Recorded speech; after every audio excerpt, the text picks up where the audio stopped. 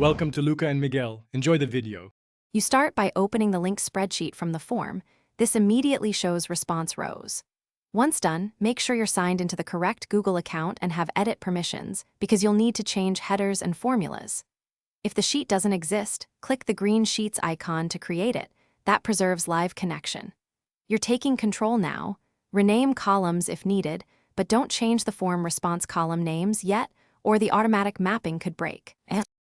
Now prepare the sheet for edits without altering raw responses. Insert new columns to the right for calculated fields and apply array formula so formulas autofill as new rows arrive.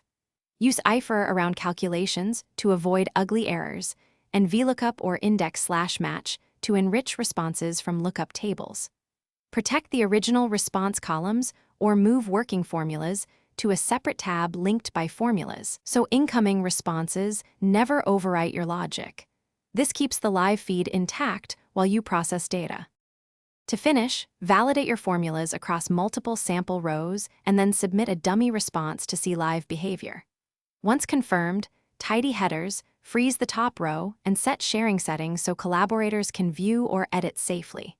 If things go wrong, like misaligned data or missing new responses, check whether someone inserted or deleted columns, or if the form was relinked to a different sheet. These are common causes. Make use of version.